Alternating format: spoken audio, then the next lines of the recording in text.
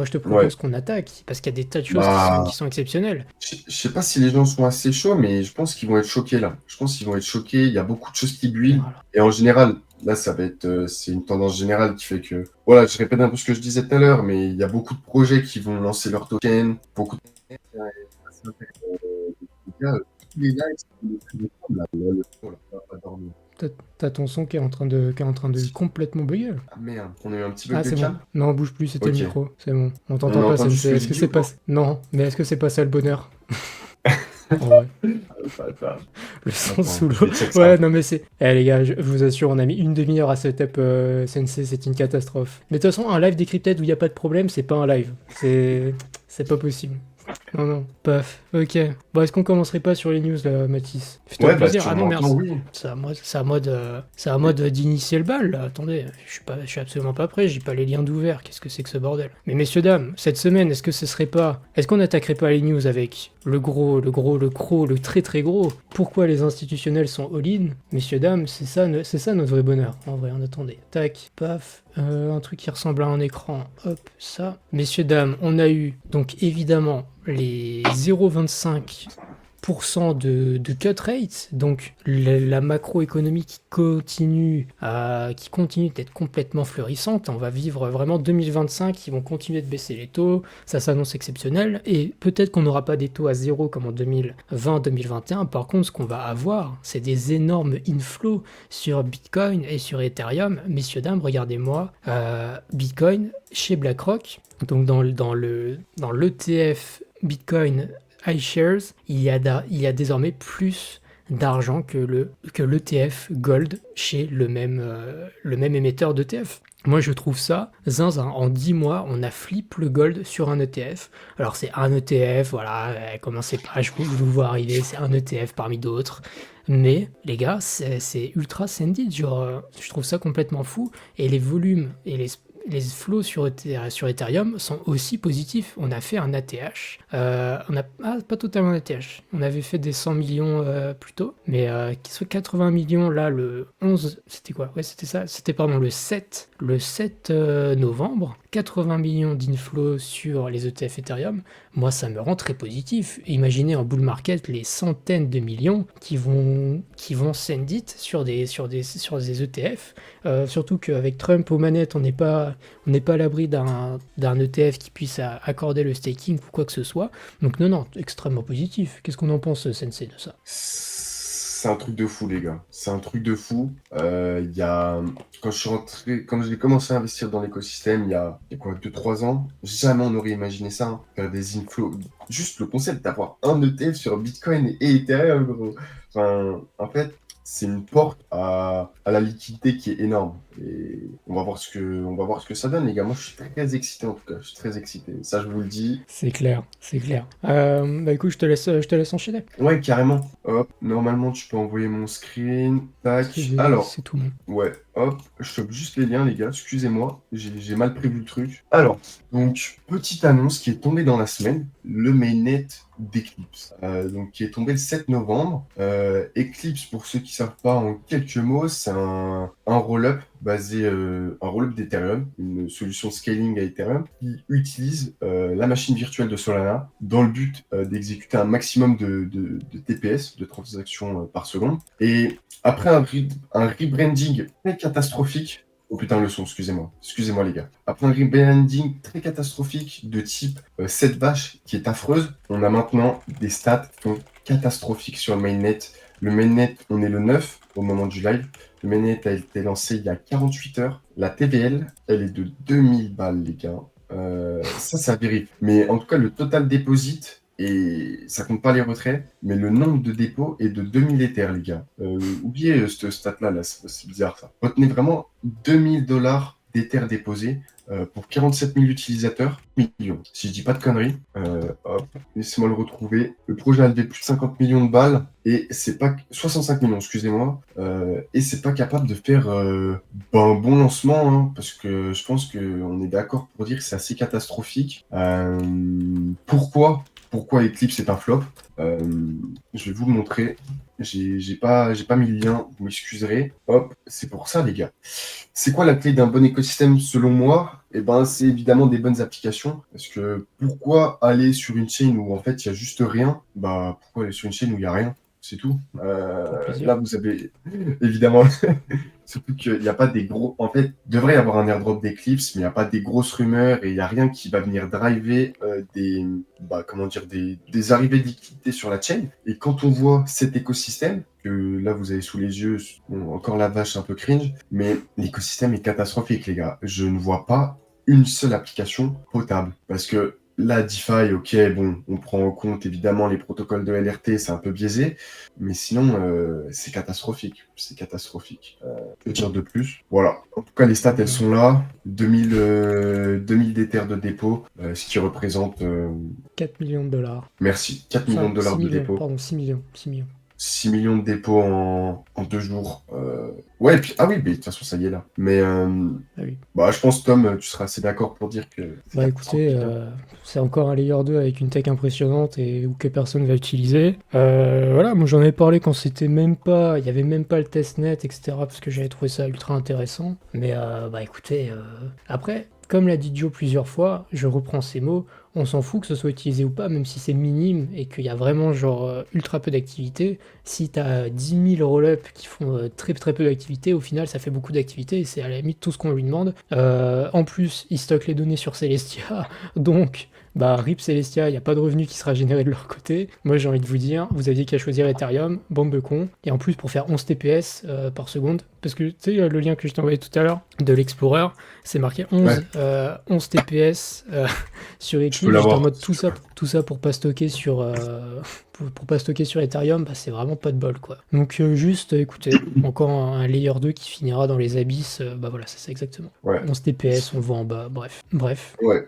En fait, hormis le fait que c'est un énorme flop, ouais, je vais être gentil, je vais dire, hormis le fait que c'est un flop, ça montre que malheureusement la narrative modulaire, donc quelque chose qui n'a pas été très couvert sur le CTFR, donc peut-être ça vous parle pas beaucoup, mais l'idée de d'utiliser des machines virtuelles alternatives à celles d'Ethereum sur des roll-ups, et ben ça s'annonce pas bon. Pour le coup, parce que bah, c'est le témoin d'un flop énorme en fait. Donc, comment on va réussir à scale si on n'arrive pas à le faire avec des VM alternatives? Bah, ça va juste être faire plein de L2. Après, voilà, on va pas généraliser, c'est pas parce qu'il y a eu un seul flop que tous les projets qui rentrent dans la case d'Alt VM vont flop. Mais en tout cas, c'est un problème et pour un projet, je répète, hein, pour bien que vous compreniez les gars, mais pour un projet qui a levé 65 millions de dollars, faire 6 millions d'inflow, non, de déposit, hein, parce que c'est déposit, il y a peut-être eu des sorties, hein, on ne sait pas. J'ai pas les détails du June. 6 millions de dépôts, c'est assez honteux, hein. C'est honteux. C'est vraiment honteux. Donc voilà. Écoute, Tom, Bah, tu veux peut-être rebondir sur autre chose? Nous changer un peu les écoutez, idées, parce que là, je vais pleurer, je crois.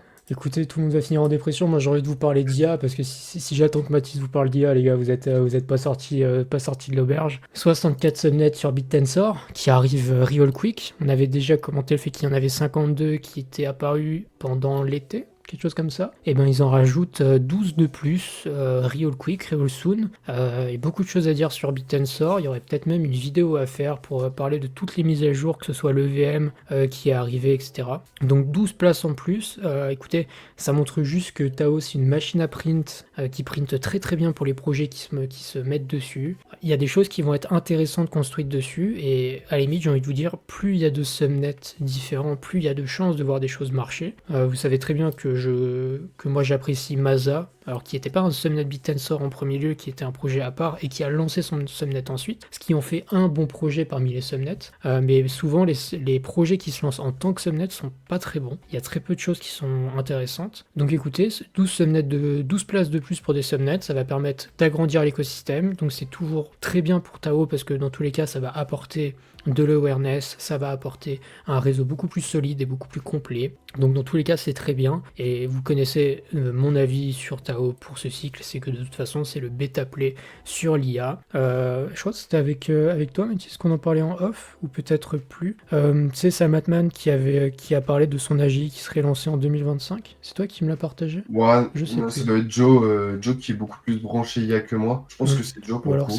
c'est peut-être sur le Discord directement, Ouais, mais peut-être. bref, en tout cas sur l'IA ça push. Évidemment l'IA c'est le bêta play et Tao c'est un bêta play même encore actuellement. On en parlera dans l'analyse technique où on pourrait avoir des dernières et ultimes corrections avant une montée parabolique et une altisone. Mais voilà, un acteur solide et ça se développe et cette stat de plus 12 subnets qui arrive, ça montre un acteur extrêmement solide. Voilà. Et un Je bêta peux... play, c'est genre un play obvious. Voilà. Bon, en tout cas, c'est comme ça, c'est le. Voilà, je pense que c'est bien comme définition. Ouais. Ouais, un play par défaut, en fait, Mm. simplement, tu vois.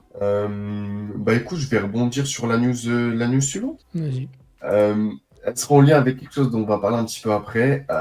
Mais donc, alors, le prénom, je suis pas sûr de la prononciation, mais Cynthia Lummis, du coup une sénateur aux États-Unis, met en avant le fait que les États-Unis veulent, du moins sous l'ère de Donald Trump, mettre en place une réserve stratégique permettant en fait simplement d'acheter des bitcoins au nom des États-Unis, ce qui va être assez énorme.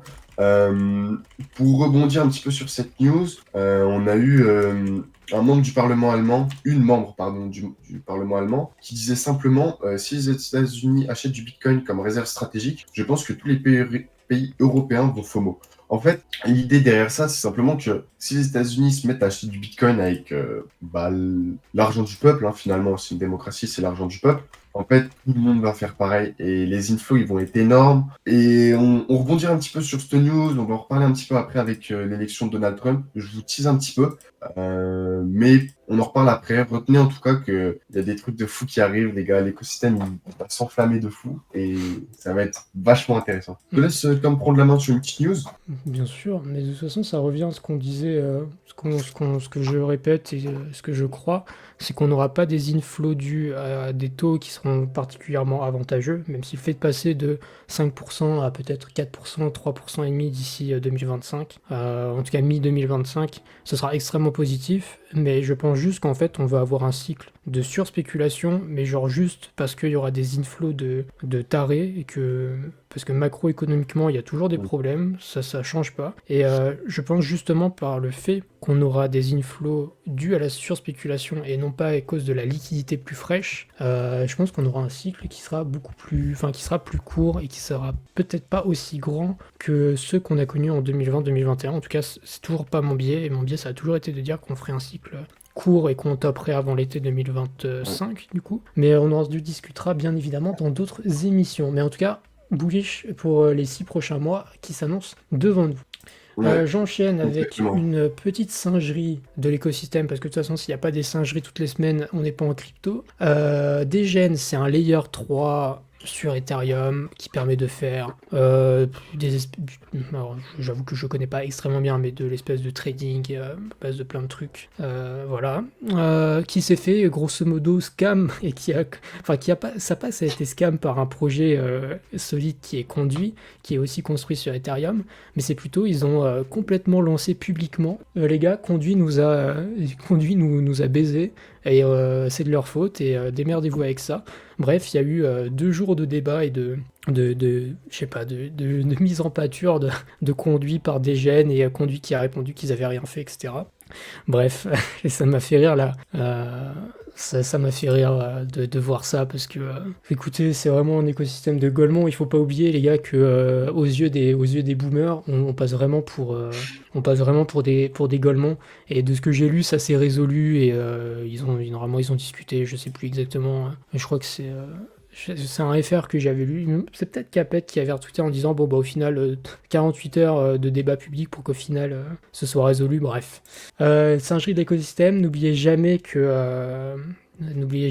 d'où vous venez et que ça c'est une magnifique raison pour qu'on passe pour des guignols. Voilà. Mais ça m'a fait rire, il faut quand même parler de plein de choses de cons qui se passent dans cet écosystème. Paf, qu'est-ce qu'on en pense, Mathis, des trucs de Golemont? Moi, en 2 mots, en 3 mots, welcome in crypto, les gars. Enfin, je veux dire, ça arrive que chez nous, ce genre de débat inutile qui enflamme, c'est peut-être un grand mot, mais qui enflamme Twitter. Vous comprenez l'expression. Ça existe que chez nous, et en vrai, c'est bon pour le divertissement. Moi, j'aime bien, ça me fait rire. Donc voilà, quoi. Voilà. Écoute, Bah écoute, je te laisse enchaîner. ouais, j'enchaîne. Envoie le screen. Hop, my bad. Hop, pas de souci. Donc, évidemment, je cover le tweet du poteau parce que c'est un peu trop narcissique si c'est lui qui parle de son propre tweet, les gars, évidemment. Faut savoir qu'il y a Wintermute, je crois, de tête. Alors, me demandez pas ce que c'est, hein, je saurais pas vous dire. Mais qui a fait une proposition de gouvernance pour partager, et pas redistribuer 100% des revenus, mais apparemment pour partager une certaine partie des revenus générés par les ENA en général. Ethena, pardon. ENA, c'est le token, excusez-moi. Ethena, pour ceux qui connaissent pas, c'est... comment je peux le définir, Tom? Comment on peut l'expliquer simplement? C'est Parce que c'est avec un, le funding, on est d'accord? c'est un stablecoin backé par de l'Ethereum spot à 50% et 50% de position, le short sur des exchanges, et du coup ça fait un truc qui s'appelle le delta neutral qui permet de gagner 10%, je crois actuellement, sur du dollar. Ça a des risques qu'il faut connaître, voilà, c'est pas sans risque. Mais voilà, Ethena, c'est grosso modo leur produit, et ça permet de concurrencer beaucoup de stablecoins. Ouais, et c'est quelque chose qui marche beaucoup, très bien même. C'est quelque chose qui marche très bien. Il y a beaucoup de solutions encore plus dégènes au-dessus de ça, qui sont utilisées notamment via Pendle, etc. Et c'est un protocole qui génère des revenus de malade. De tête, j'avais fait un tweet et je pense pas que je saurais le retrouver, mais il est et Ethena est dans le top 10 des protocoles qui génèrent le plus de revenus. Donc ouais, et je crois que non, je l'ai pas. Je saurais pas. Ah si, les gars, let's go, c'est parfait. Vous verrez pas, mais en gros, Ethena. Ah ouais, ouais, ouais, ouais. Il n'y est pas sur ma chart, les gars, malheureusement, je suis désolé. Mais en tout cas, il est dans le il est dans le top 10 des protocoles qui génèrent le plus de revenus. Donc faire du rev share sur un des protocoles les plus rentables, c'est vraiment énorme. Je pense que on est dans un début de tendance du rev share, de redistribution au holder par X ou Y moyen. Quelque chose qui est encore très peu poussé, très peu push par les leaders, on va dire, de cet écosystème. Mais il y a vraiment un début de tendance. On a déjà un petit peu AAV qui vise à faire un petit peu la même chose, en tout cas redistribué par quelconque moyen. Et en général, on va pas se mentir, les protocoles qui font ça ont des tokens qui perdent très bien, évidemment. D'où le fait que AAV est quasiment, je dirais pas qu'il est sur perf, mais il a très bien fonctionné durant cette semaine de pump. Donc voilà, c'est quelque chose à surveiller. Cependant, vous précipitez pas sur le token ENA, les gars, parce que les vestings sont effrayants. Hop, de tête, vesting. Il y a un peu de temps. Bon, il y a 40% de traquette, il faudrait regarder vraiment dans les détails. Mais bon, encore contributeur 30%, investisseur 25%. Passe en chart Donc, la timeline, parce qu'en vrai, je pense que jusqu'au mois d'avril, après, faut faire gaffe à ce qu'il y a en traquette, évidemment. ouais, oui, Parce c'est marqué que Fondation, fondation. Team, c'est un petit peu la même chose quand même. Donc, faut faire attention. Après, tu vois, moi, j'ai pas le même biais sur les tokens qui sont libérés pour des investisseurs et pour la communauté, tu vois. Je dis pas qu'il faut pas les prendre en compte, mais en fait, je me dis que quand tu récompenses des gens, surtout si tu es dans un bull market, les gens ont moins tendance à le vendre, mais ça fait moins de pression vendeuse que si tu le donnes à des investisseurs privés qui sont en x100, qui veulent take profit. Tu vois, je pense en tout cas. Moi, Non. les untracked, et je vois fondation et écosystème, reward, etc. Après, on sait très bien qu'ils peuvent mettre beaucoup de choses dans les écosystèmes reward. On Ouais. travaille avec, il y a beaucoup de projets, même comment il s'appelle, Yoracle, avec qui on travaille.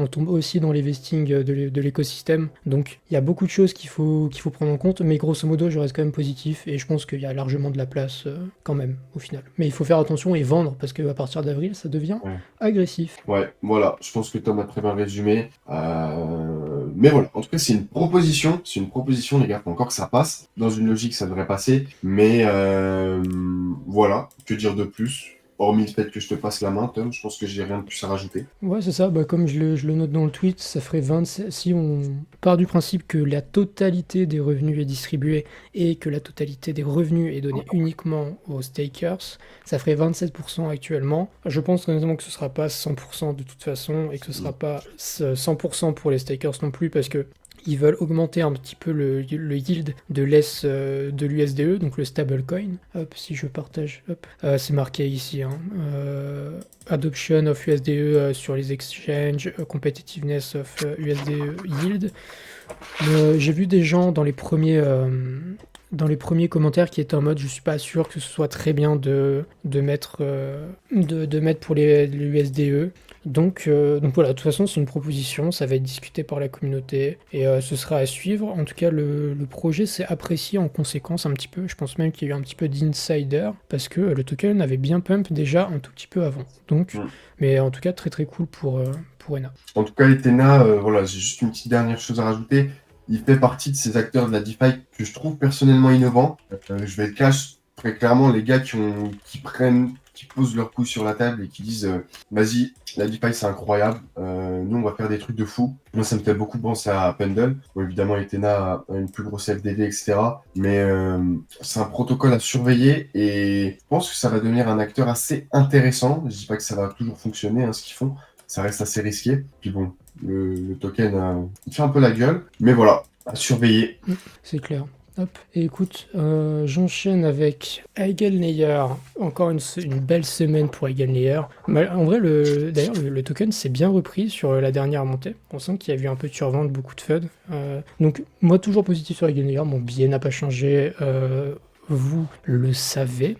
Ils ont lancé donc le dashboard economy.eigenlayer.xyz qui permet de voir un petit peu du coup les projets qui payent des rewards, etc., etc. Et on voit qu'il y a énormément de choses qui doivent arriver sur Eigenlayer et ça fera énormément de yield pour les opérateurs, donc les stakers aussi. On a 2 projets actuellement qui payent des rewards, ce qui a permis de récolter 42 millions de dollars en approximativement 6 mois, même si le mainnet a moins que ça et que les premiers projets se sont lancés ultra récemment. Mais donc là, on a 2 projets qui permettent de faire 42 millions. On a 35 projets qui sont live qui ne payent pas encore les rewards.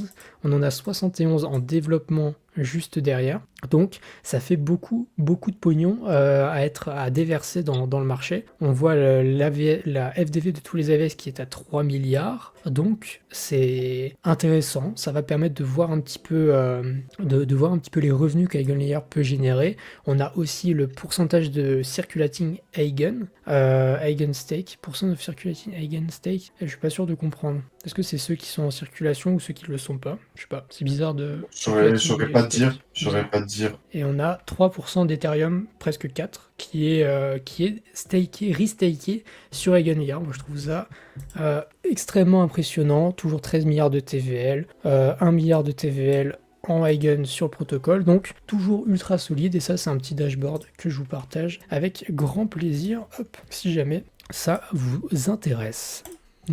Voilà. Si jamais vous vous intéressez un petit peu plus à l'écosystème Eigenlayer, je pense que tu peux envoyer mon écran, je leur enverrai le lien.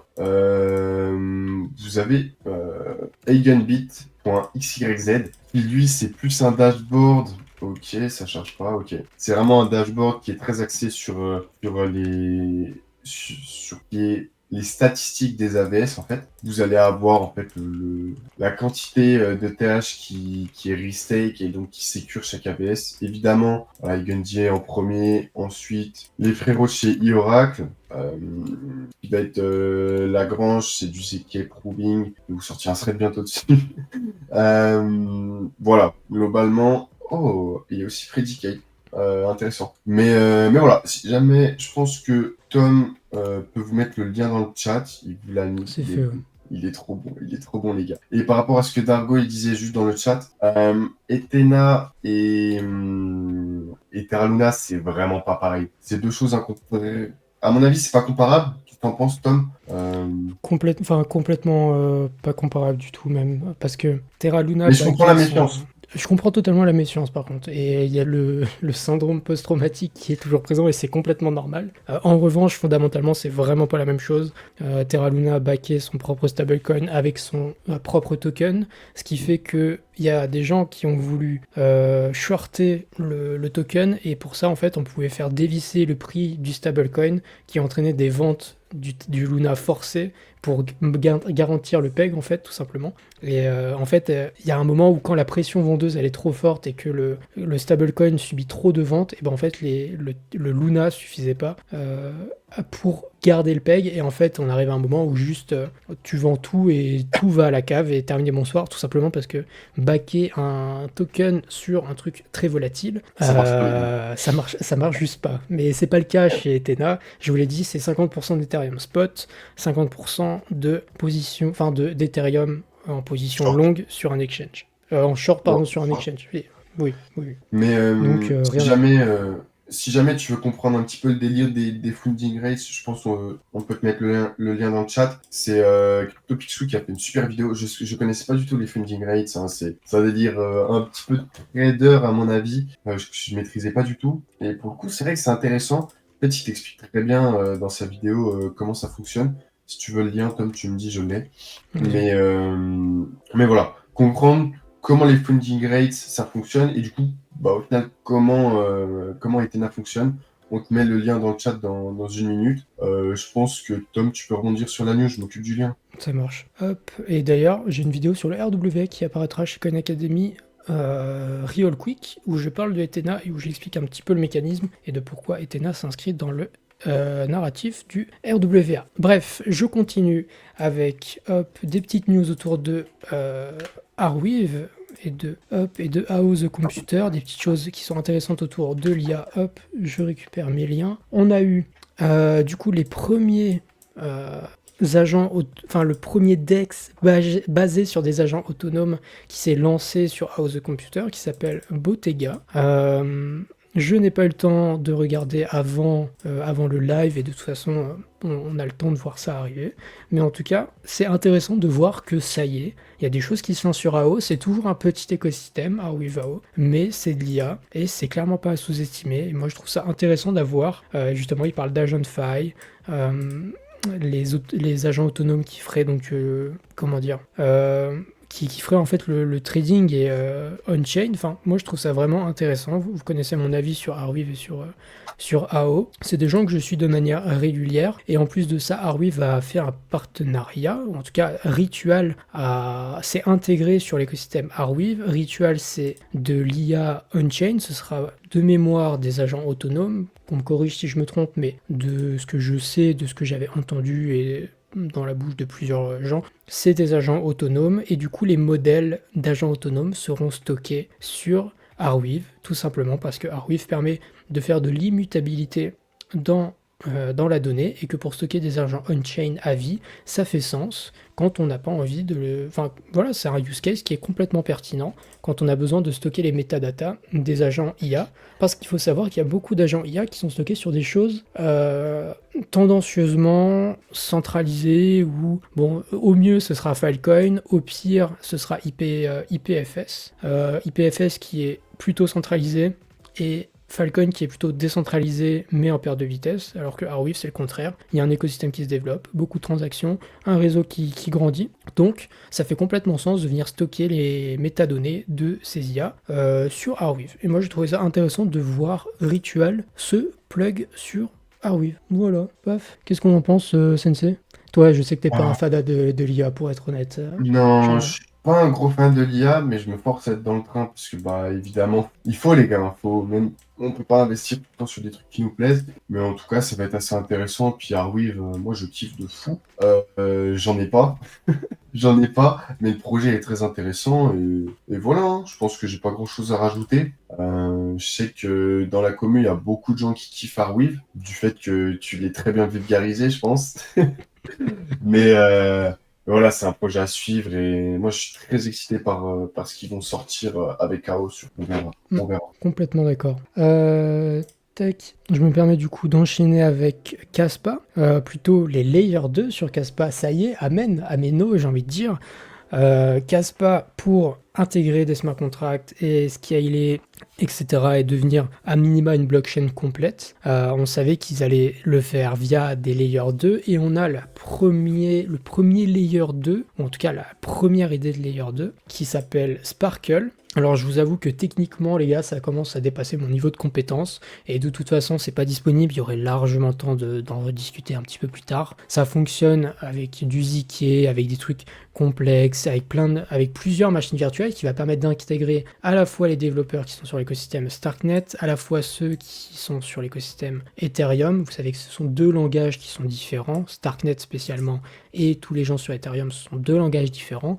Et ce serait donc une machine virtuelle qui permettrait de faire les deux à la fois, plus risque 5, risque V, je sais jamais si c'est 5 ou si c'est V, Risque V, mais bon, on va dire que c'est risque V, mais en tout cas, je trouve ça vraiment cool, on commence à le voir, alors très honnêtement, ça va pas être live demain, ce sera peut-être même pas live avant la fin du bull run, mais écoutez, ça va suffire pour faire partir la machine quand on va avoir un premier truc live, etc. etc.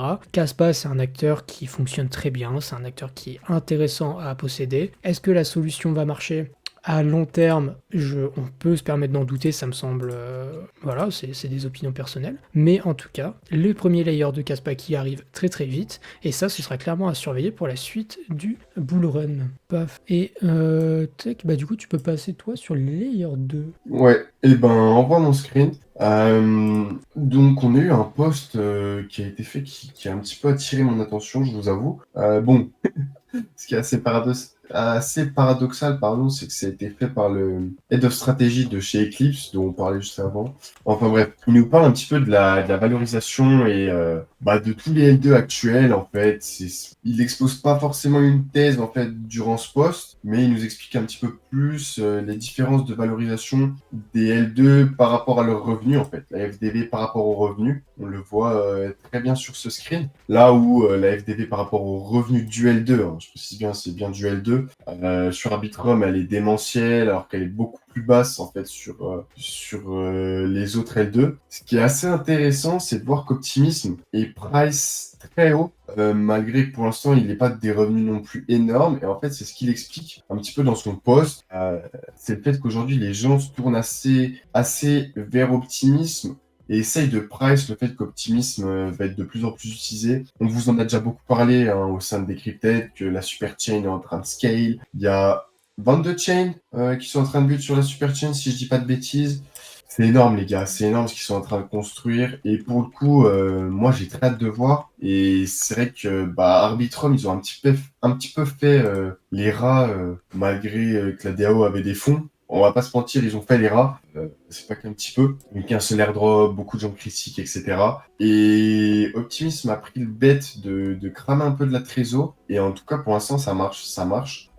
Il nous explique aussi la différence de pricing en FDV par rapport aux revenus des L2. Là où Ethereum et Solana, du coup, le ratio il est plus de 140 pour Solana et 118 pour Ethereum. Là où vraiment, c'est là qu'on se rend compte qu'en fait, Optimism, le pricing est vraiment décalé. Ça montre vraiment que les gens sont en train de bet le fait qu'Optimism va scale. Bon, Scroll, ZK Sync, on n'en parlera pas trop, c'est Blast encore moins. C'est vrai que c'est des chains qui ont du mal à s'en sortir. Et voilà, donc simplement pour les petits curieux, comment on calcule un petit peu le revenu d'un L2, ça va simplement être l'addition de la base fee, c'est-à-dire du frais de base en fait que l'utilisateur va payer, et de la priority fee, c'est le frais un petit peu additionnel, si je peux me permettre, qui fait que votre transaction va passer avant la transaction de l'autre, même si vous avez envoyé votre transaction après, en fait, simplement.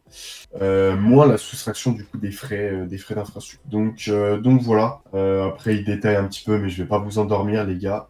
Simplement pour retenir que les gens sont en train de check Optimism. Ils ont vu que ça build sur Optimism. Et écoutez, on verra. Moi, j'ai très hâte de voir où le token OP va aller et où la superchain va aller, sachant que c'est toi qui me l'as dit, Tom. Mais 2025, on devrait avoir une interopérabilité à travers toute la superchain, c'est ça? C'est Ouais, les ça. gars, c'est C'est ça, et je me permets de reprendre ce que dit Joe. Je pense que du coup, le thread, j'ai pas l'impression qu'ils prennent en compte les revenus que tous les layers 2 versent à Optimism en faisant partie de la super chain. En tout cas, parce que du coup, c'est quand même 15% enfin, c'est 15% des revenus que chaque chaîne génère, donc ne pas le compter, c'est quand même. Bon, après, il y a des projets qui génèrent pas des dizaines de milliards non plus, mais ça fait quand même partie des revenus, et ne pas les prendre en compte, c'est quand même un peu biaisé, je trouve, de sa part. Et je me permets de corriger effectivement Joe qui dit qu'il y a 37 chaînes sur la super chain, et je suis allé vérifier sur la Excusez-moi, les gars. super chain Echo. Alors je sais pas si Joe avait cette data là en tête. On voit que du coup Bedrock, bon, ça va même jusqu'à 42. Bon, et après il y a pas mal de testnets encore, mais du coup ça montre qu'il y a quand même beaucoup de choses qui arrivent. On voit Inc, on voit Soneum, on voit Swell, Unichain, bref, et en plus c'est pas des choses qui sont inintéressantes, au contraire.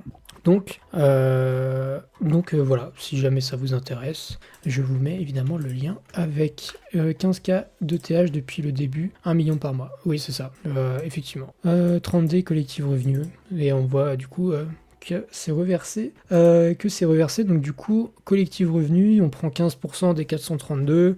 Est-ce qu'on se fait un petit calcul en rapide? Allez, on se fait un petit calcul en rapide, histoire de pas mourir bête. Hop, fois 3000, ça fait 18 000 dollars qui sont reversés, 20 000, tac, ok. Donc 1 million par mois, bon c'est léger, hein, c'est léger, clairement léger. Et on voit de toute façon la stack dominance, et à la limite le thread je le trouve plus pertinent pour nous dire que Optimism c'est l'écosystème en vogue, et en tout cas les gens spéculent davantage sur ce qui se passe sur Optimism, plutôt que de me dire que Optimism est surévalué, parce que vous êtes en crypto, il y a des trucs qui sont très surévalués, on aime bien vanner les trucs qui sont très surévalués, évidemment que beaucoup de projets le sont, mais on price le futur, et il faut pas forcément s'attarder sur ce qui est maintenant en fait, sinon on n'avance pas. Donc voilà, mais en tout cas le thread est très intéressant quand même, et je vous inviterai à le relire dans le doc que vous retrouverez en description, bien sûr.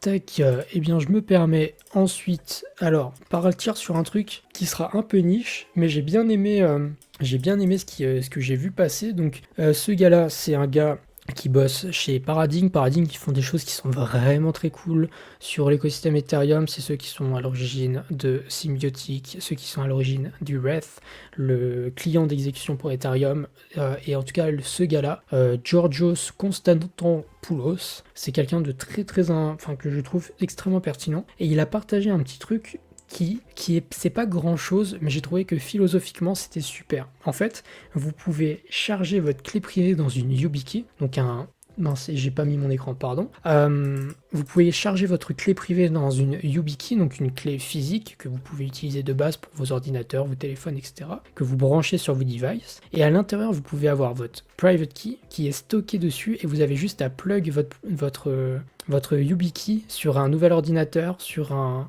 téléphone, etc. Bref, comme vous voulez, et vous pouvez utiliser votre security key pour signer vos transactions. Moi, j'ai trouvé ça. Alors, c'est niche, parce qu'il y a peu de gens qui utilisent des YubiKey, en tout cas, j'en connais pas, j'en ai pas moi-même, mais par contre, le fait de stocker sa clé privée dans une YubiKey, qui est un produit plus démocratisé et plus répandu qu'un Ledger, et beaucoup plus pratique, etc. Moi, j'ai trouvé ça intéressant, au moins philosophiquement, et ça peut permettre à des gens qui ont des YubiKey de se dire, ok, bah mes cryptos elles sont dans ma YubiKey, et voilà. Alors après, à quel point c'est sécurisé? Est-ce que si on te vole ta YubiKey, tu te fais quand même rect ou pas? Je sais pas à quel point comment ça fonctionne vraiment, mais en tout cas moi j'ai trouvé l'exercice et enfin la démonstration ultra intéressante. Je sais pas si t'as un avis là-dessus, Mathis. Ouais, je trouve ça assez intéressant, parce que comme tu l'as dit, aujourd'hui, pour utiliser une Ledger, les gars, on souffre, hein. Les tout petits écrans, là, enfin, on va pas se mentir, c'est assez dégueulasse. J'ai pas le Stax. Je pense que Tu l'as? Je vais l'avoir avec Coin Academy. Je reçois un Stax, et Non. c'est un Flex aussi le nom du truc. Mais je reçois ça, je vais en faire une vidéo sur Coin Academy, donc je vais les recevoir et je vais les tester.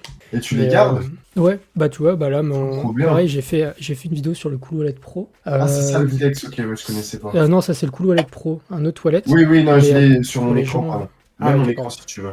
Ah oui, my bad, je suis un peu con. Mais en tout Ok, cas, non, je c'est trouve, ma en faute. fait, il y a plein de wallets qui sont bien plus pratiques qu'une Ledger, surtout si vous êtes sur téléphone. Une Ledger, c'est pas très pratique sur téléphone. Donc voilà, il y a plein de solutions. Et la YubiKey, ça fait partie de ces choses qu'on pense pas forcément, mais que plein de gens utilisent dans la vraie vie. Et ça peut permettre de faciliter l'usage. En tout cas, je vais pouvoir tester d'autres wallets et vous donner des avis. Et ça, c'est très très cool. On adhère. Ouais, je sais qu'il y a aussi le délire de Asher a fait une très bonne vidéo sur une bague en fait. Et ça avait l'air stylé. Après, c'est vraiment gadget, les gars, on va pas se mentir. C'est très gadget. Est-ce que c'est vraiment utile? Ouais, au vu des tarots, les gars, investissez, hein.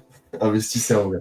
Mais je comprends. Et Tom, j'espère que tu nous feras un retour. Parce que c'est vrai que le Stax a l'air très agréable. Autant le Flex, je comprends pas trop le délire. C'est genre un Stax en moins bien. Mais c'est vrai que le Stax a l'air bien. Et voilà, comme tu dis, la YubiKey, c'est plus dans le game de la cybersécurité. Il y a pas mal de gens qui l'utilisent quand t'es un petit peu, je dirais pas parano, mais quand voilà, tu fais attention un petit peu à tes méthodes d'authentification. Je sais que ça coûte que dalle, hein, c'est moins cher qu'une Ledger. Ah oui, bah oui, je suis ban Amazon. Mais je crois que ça coûte 50-60 balles. Donc, ouais, je trouverai pas le prix, les gars, je suis désolé.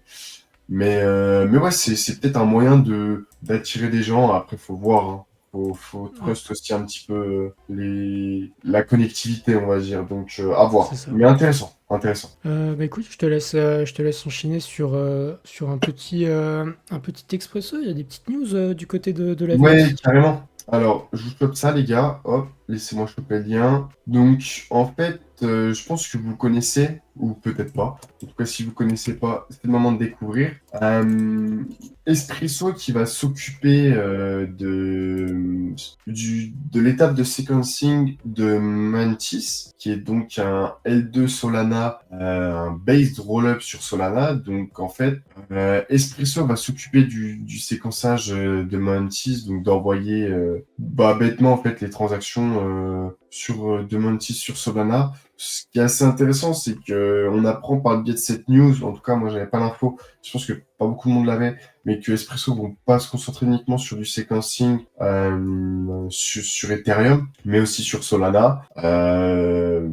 Pour ceux qui connaissent pas Espresso, c'est un ABS, Tom me l'a appris tout à l'heure, qui a vraiment pour but en fait d'améliorer la façon dont aujourd'hui nos rollups ils sont séquencés. Et je pense que le mot séquencé n'existe pas, les gars, mais je pense que vous comprendrez. Donc voilà, je pense que c'est un petit partenariat assez intéressant. S'il y en a qui veulent en apprendre plus sur Mantis, je vous enverrai dans le chat ce petit lien qui est assez intéressant. C'est un thread que j'avais écrit en partenariat avec Mantis, mais en soi, j'ai rien à vous vendre dessus, je pense. Donc, je pense qu'il est un petit peu assez pertinent. Mais voilà, c'est vraiment un L2 Solana qui est drive, où tout fonctionne à partir des intents. Voilà, je pense que j'ai fait un petit peu le tour. Qu'est-ce que t'en penses, toi, Tom, un petit peu de ce délire des intents, du sequencing sur Solana et même peut-être des L2 sur Solana, t'en penses quoi? C'est un gros. Enfin, les layers 2 sur Solana sont obligatoires pour Solana de toute façon. Parce qu'il y a certains projets qui nécessitent d'avoir plus de puissance et beaucoup plus de scalabilité que ce que Solana peut offrir. Enfin, en réel, Solana a une scalabilité qui est ok, mais qui suffit clairement pas quand on veut vraiment beaucoup de performance. Donc les Layer 2 sont nécessaires. La question que moi je me pose pour un Espresso qui ferait le sequencing, donc le séquençage en français pour ceux qui connaissent pas, c'est le fait d'ordonner les transactions et de les faire dans le sens que ça arrive. Et Espresso va pouvoir changer ça. À quel point est-ce que c'est compétitif par rapport à une simple network extension avec les validateurs de Solana? Je ne sais pas. J'ai pas de benchmark, j'ai pas d'idée, j'ai pas de data en tête non plus. Parce que pour ceux qui connaissent pas un network extension sur Solana, c'est le fait de dire que une partie des validateurs sur Solana vont faire des transactions dédiées à certaines applications qui nécessitent une certaine puissance, enfin une plus grosse puissance vu qu'ils vont faire l'exécution de seulement l'application en question. Il faut voir à quel point Espresso peut être compétitif par rapport à cette solution-là. En tout cas, dans tous les cas, il y a des projets qui n'auront pas besoin d'avoir Enfin, en fait, ça permet juste d'ouvrir plus de portes à Espresso, faire davantage de revenus et d'avoir plus de cash flow. Donc, dans tous les cas, c'est très positif. Et Espresso, c'est un AVS qui est ultra intéressant, et tout ce qui permettra à Espresso d'avoir une valorisation plus élevée sera très très bien pour tous les stakers d'Eigenlayer dans tous les cas. Donc très très cool. Les questions qui se posent maintenant, c'est quelle compétitivité Espresso peut avoir face à des network extensions pure Solana avec les validateurs de Solana, à la manière des base rollups sur Ethereum, tu vois. Il faut Ouais. voir à quel point ça peut être compétitif. Ouais, puis je vais pas te mentir, j'ai un petit peu peur pour Espresso dans le sens où aujourd'hui on a de plus en plus de solutions de base sequencing, en tout cas sur Ethereum. Et je t'avoue que j'ai un petit peu peur pour Espresso parce qu'il y a certes, ils buildent quelque chose de très intéressant, mais il y a aussi des solutions et des alternatives très intéressantes. Et j'ai un petit peu peur qu'ils nous sortent un peu le token comme ça par-dessus pour gaver les VC. C'est un projet qui a pas mal levé. L'espresso, je saurais pas vous dire, je peux trouver la stat si vous voulez, mais j'ai un Beaucoup. petit peu peur pour leur avenir. Je vais pas vous mentir, j'ai un petit peu peur pour leur avenir. Pourtant, c'est un projet que nous, on suit depuis très longtemps, hein, Tom. Je crois que c'est surtout Joe qui nous a pas mal bassiné avec. Merde, excusez-moi. C'est Joe qui nous a bassiné avec. Et ah oui, 57 millions. Et on verra, hein, et on verra. Donc, affaire à suivre. En tout cas, une intégration de plus pour eux. Voilà, je pense que tu peux rebondir sur autre chose, Tom. Yep. Eh bien écoutez, je continue moi avec, du coup, hop, Paxos, enfin, c'est le tweet de Paxos, mais ça concerne pas que Paxos, un lancement d'un nouveau stablecoin qui a donc son propre compte Twitter qui s'appelle, donc le ticker ce sera l'USDG, enfin le global dollar, donc ticker USDG, et c'est plusieurs gros acteurs qui se sont tapés dans la main très très fort pour créer ça. Il y a des gros noms comme Robinhood, Kraken, du coup Paxos, d'autres que je connais beaucoup moins, mais comme Galaxy, Anchorage, voilà, c'est des trucs que je connais pas et qui sont très Web 2, donc j'ai envie de vous dire que c'est pas forcément ce qui nous importe. Ce qui compte, c'est de voir qu'on a d'autres alternatives qui arrivent sur le dollar, qu'on a voilà des Paxos qui étaient déjà à l'origine du dollar pour Binance, le FDUSD, qui continue dans sa quête d'avoir de plus en plus de stablecoins à disposition. Donc voilà, en fait, ça montre juste qu'on a des institutions qui arrivent de plus en plus, avec évidemment un produit phare qui est le dollar, parce que sur les périodes récentes de marché, le truc qui marchait le mieux, c'était des produits autour du dollar grâce au taux qui était très élevé. Ça continue, et on sait que les stablecoins en crypto, c'est un use case qui est extrêmement intéressant pour toutes les possibilités que ça ouvre. Donc bullish, institution qui continue d'être dans la crypto, surtout avec un Kraken, un Robinhood, etc., etc. Bref, des acteurs ultra solides. Donc voilà, tout simplement. Un petit avis, Mathis, là-dessus? Franchement, j'ai pas grand-chose à rajouter. J'ai hâte de voir. J'ai hâte de voir. Je pense que ça s'arrête là. J'ai pas grand-chose de plus à rajouter. Du coup, tu me donnes la parole, c'est parfait. Ah, J'allais pardon. Oui. oublier. J'allais oublier, c'est un peu my bad là-dessus. Tu m'as partagé donc du coup le site qui s'appelle bluechip.org qui permet d'avoir un dashboard sur la sécurité d'un stablecoin. En tout cas, c'est une agence de notation des stablecoins qui permet de noter à quel point un stablecoin est sécurisé ou pas sécurisé. Écoutez, ça peut être bien dans vos prises de bénéfices si vous souhaitez arbitrer les différents stablecoins les plus sécurisés à votre sens. Alors, j'ai pas l'impression que... Ah si, il y a l'USDC, l'USDT, ok. Ils sont quand même... Putain, l'USDT est super bas. Ok, c'est intéressant. On se demande Et, pourquoi. On se demande pourquoi. mais en plus, c'est con parce qu'ils ont quand même mis leur truc, ils ont rendu public leur réserve, etc. Donc peut-être que ça va être amené à changer. Le Gemini USD, le PayPal USD, ok. Mountain Protocol, c'est un protocole qui a 50 millions de market cap. Donc voilà, c'est une agence, vous prenez pas. De voir l'USDC aussi bas, j'aimerais bien savoir les raisons.